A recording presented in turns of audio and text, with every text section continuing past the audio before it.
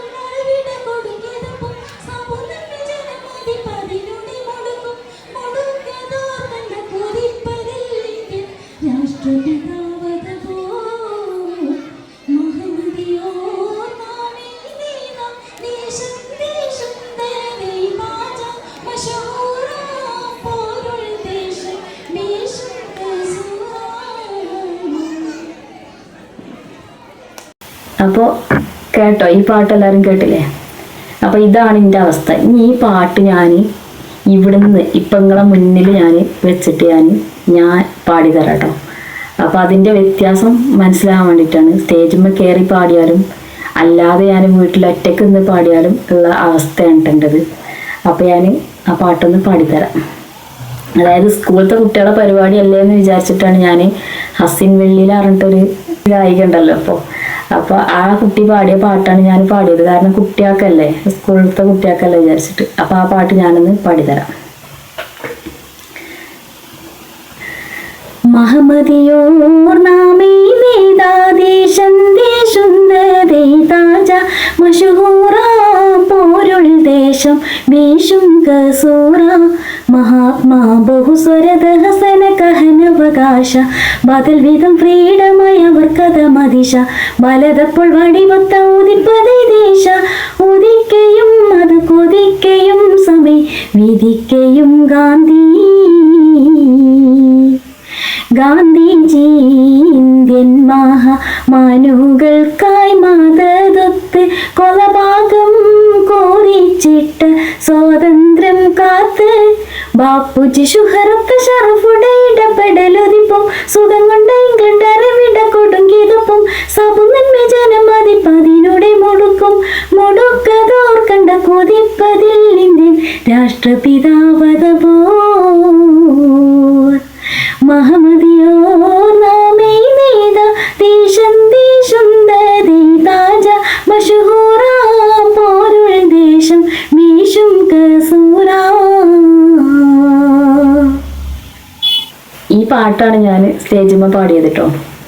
അപ്പോൾ ഇങ്ങനെയാണ് ഈ പാട്ട് ഞാൻ റൂമിൽ പാടുകയാണെങ്കിൽ ഇങ്ങനെ പാടുക, സ്റ്റേജിൽ പാടുമ്പോൾ അങ്ങനെയാണ് പാടുക കേട്ടോ. അപ്പോൾ ആർക്കെങ്കിലും ആ പ്രശ്നം അവിടെ ഉണ്ട് എന്നുണ്ടെങ്കിൽ ഒന്ന് കമൻറ്റ് ചെയ്യണം കേട്ടോ. പക്ഷെ നമ്മൾ ചിത്ര ചേച്ചിക്ക് വരെ സ്റ്റേജിൽ കയറുമ്പോൾ വിറക്കലുണ്ടെന്ന് ഞാൻ കേട്ടിട്ടുണ്ടോ പറയണത്. അപ്പം ചിത്ര ചേച്ചിക്ക് ഉണ്ടെങ്കിൽ പിന്നെ അമ്മക്കൊക്കെ ഉണ്ടാവില്ലേ. ഞാൻ റിലേറ്റീവിൻ്റെ ഒക്കെ പരിപാടിക്ക് കല്യാണത്തിനൊക്കെ സ്റ്റേജിൽ കയറി പാടും. അപ്പോഴും ഇത് ഇങ്ങനെ തന്നെയാണ് ഉണ്ടാവുക, വിറച്ചിട്ട് പറയുമ്പോൾ അവിടെ നമ്മളെ കുടുംബം നമ്മളെ